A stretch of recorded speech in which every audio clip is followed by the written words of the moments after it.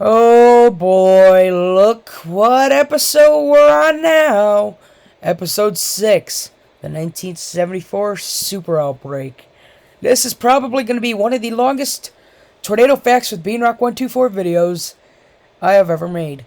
So with that being said, welcome to episode 6 of Tornado Facts with Beanrock124, talking about the 1974 Super Outbreak. Oh boy, can't wait for this.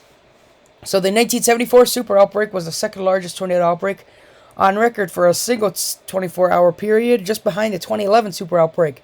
I am thinking this video will be longer than this one. That video in 2 years or something. I have a list of videos. There's gonna be about 100 of them. This one's I believe till about 2023 when this one will be released. I'm not sure. This was the most violent tornado outbreak ever recorded, with 30 F4 and F5 tornadoes confirmed. From April 3rd to April 4th, there were 148 tornadoes confirmed in 13 states and one province in Canada, the Ontario province.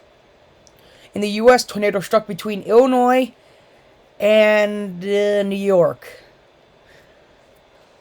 The damage roughly caused $843 million in 1974 dollars, equivalent to nearly $4.6 billion in 2019 dollars, with more than 600 million,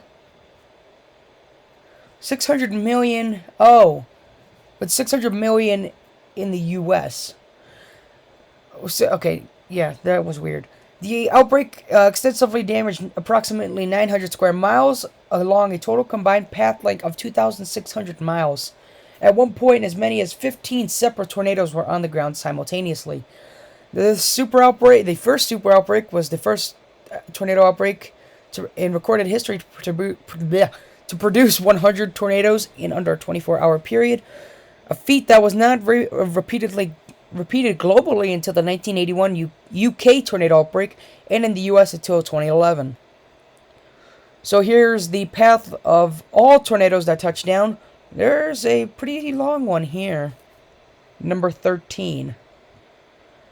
There are several that we will be talking about in today's video. Who knows, I may have to split this into two parts. Oh, shoot. There is a lot to talk about here. I may have to copy all of this or something, because there's no way I will be able to talk about all of that. 319 tornado deaths as well. So let's look at all the tornadoes that touched down during the super outbreak. 148, some are not included though. Oh my god. Oh my god. There's no way I'm going to copy all of this. There's no way I'm going to talk about all this either. Why? Alright, I'm a weatherman. I should be used to something like this. Anyways, that's the second Tanner Alabama tornado. Okay. April 4th. There we go. So the first tornado that touched down, this one I will actually talk about. Oh, what's this? There was a tornado in Grundy County, 25 miles to my south. This is the first tornado that ever touched down in this severe tornado outbreak. East of Lebanon, Indiana. I know where this is. It touched down at 12:30, I think. Okay, here. Never before had so many violent F4 and F5 tornadoes been observed in a single outbreak. There were 7 F5s and 23 F4s. The outbreak began in Morris around 1 o'clock on April 3rd. As the storm system moved east, where daytime heating had made the air more unstable, the tornadoes grew more and more intense. A tornado that struck near Monticello, Indiana was an F4 and had a path length of 121 miles, the longest of any tornado during this outbreak. A total of 19 people were killed in this tornado. The first tornado that was rated F5 struck the city of DuPont, Indiana at 3:20 p.m. It killed 6 and injured 86 along its 65-mile path, leveling and sweeping away homes in DuPont and Daisy Hill. 7 F5s were observed. One in Indiana, Ohio, Kentucky, 3 in Alabama, and the final one which crossed through parts of Indiana, Ohio, and Kentucky. Oh boy. 31 people were killed in Brandenburg. I've actually been to Brandenburg. I never even knew there was a tornado that went through there at the time, which is somehow surprising. I was there in 2019 when my interest in the weather started going down, so makes sense. 28 people died in Gwynn, Alabama as well. An F3 struck Windsor, Ontario, killing 9 and injuring 30. All of them at a curling club. During the peak of this outbreak, a staggering 16 tornadoes were on the ground simultaneously. Why did it up here say 15? Yeah. Okay, we're not down there yet. At one point, forecasters in Indiana are frustrated because they could not keep up with all the warnings. The entire state was under a tornado warning. The first and only time something like this has ever happened. And who knows? This year's looking pretty good, so there's a chance that it could happen now. Here's a satellite image of the tornado outbreak. I believe it is this line that caused all the mayhem. Fun. Here's the first F5 tornado.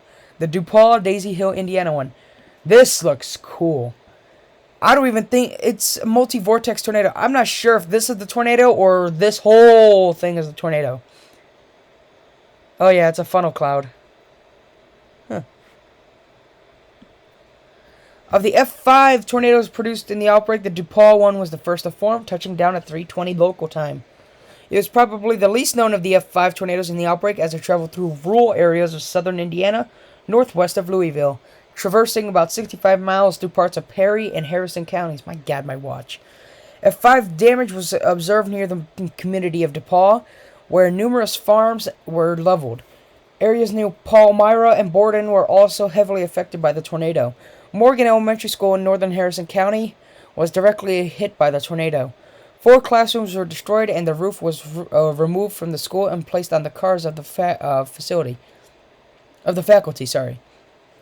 Fortunately, the children and faculty who were huddled in the hallways were not injured. All but 10 homes in Martinsburg were destroyed, and in the Daisy Hill community, homes were completely swept away at F5 intensity. Published photographs of this tornado reveal a very wide debris cloud and wall cloud structure with no visible condensation funnel at times. Overall, 6 people were killed by the storm and 86 were injured. One of the fatalities occurred when a woman was crushed by a school bus that flew into a ditch she was sheltering in. Dang, I cannot imagine that. The tornado had a peak width of 700 to a mile wide. You say that's a mile wide? Well, maybe if this entire thing is a mile wide, then maybe. Oh, boy. Xenia, Ohio. Everybody and their unborn child knows about this one. So I will just read the first paragraph here. The tornado that struck the city of Xenia stands as the deadliest individual tornado of the super outbreak, killing 32 people and destroying a significant portion of the town.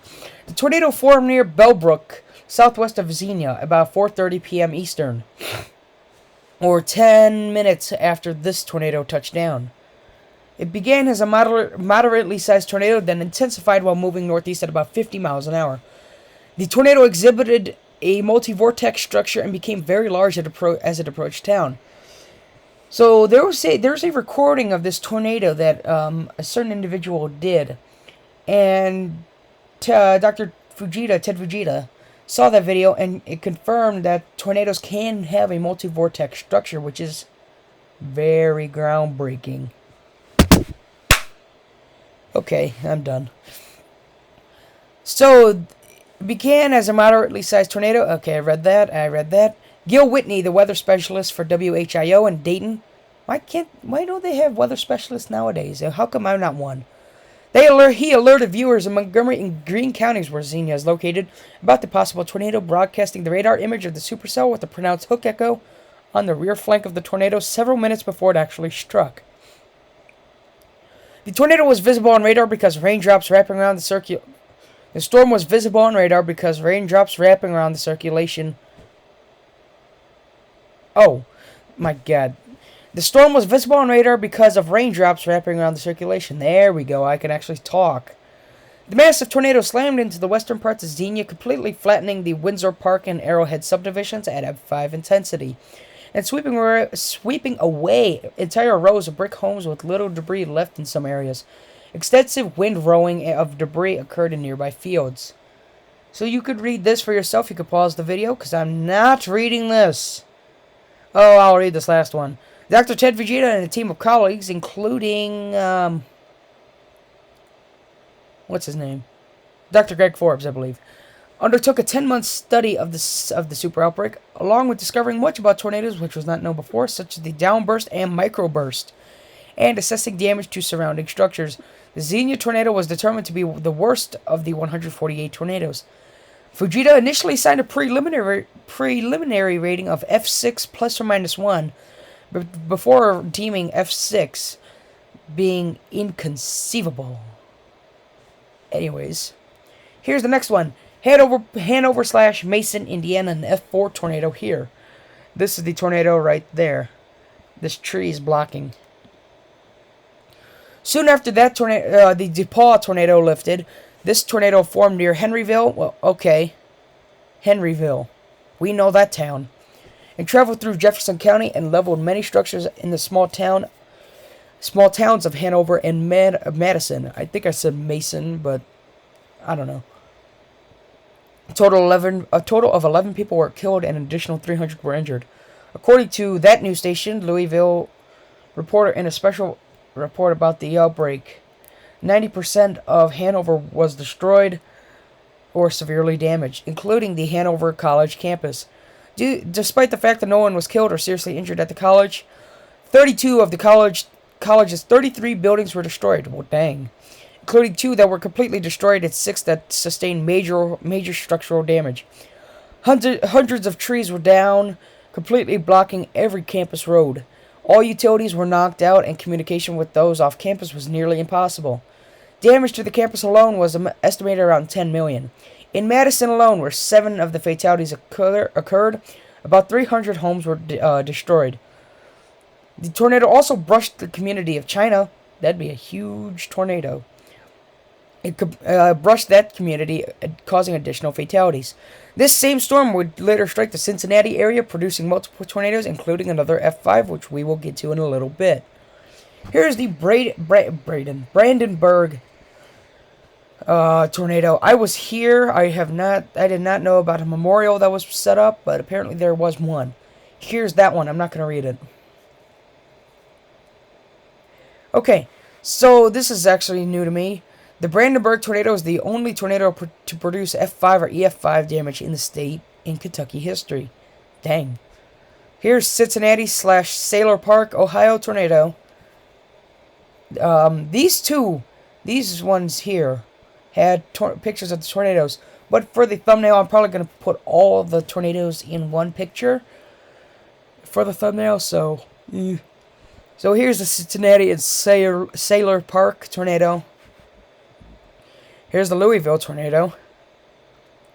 Here's the Monticello, Indiana tornado. Here's the first Tanner, Alabama tornado. Why does this picture look so modern? But look at this bathtub. It's wedged into the ground. It's horrible. This is in Harvest, Alabama. So here's the first Tanner, Alabama tornado. Here's Jasper Coleman, Alabama tornado. Here's the second Tanner, Alabama tornado. It was hit again by another EF5, the Hackleburg Phil Campbell tornado, during the 2011 super outbreak. There's this disputed about whether this should be an F4 or F5 tornado, because the damage of this tornado was very similar. The damage path was very similar to the first tornado. So they were disputing whether this would have been an F4 or an F5. Here's Gwynn, Alabama, the longest duration F5 tornado that occurred. And the final one, Huntsville, Alabama, was hit by a strong F3 tornado. It was by the same thunderstorm that produced this one. So this would have been the final F5 tornado that was produced during the super outbreak. So we did not look at all the confirmed tornadoes. I don't know why I closed it. So, oh wait, yeah we did. Did we? Yes, we did. Huh. So, I somehow managed to get through the super outbreak in one video. That is actually surprising. So that is it for episode 6 of the 1974 super outbreak. Wait, that makes no sense. That is episode 6 of the Tornado Facts with Beanrock124. This one being about the 1974 super outbreak. Thank you, and goodbye.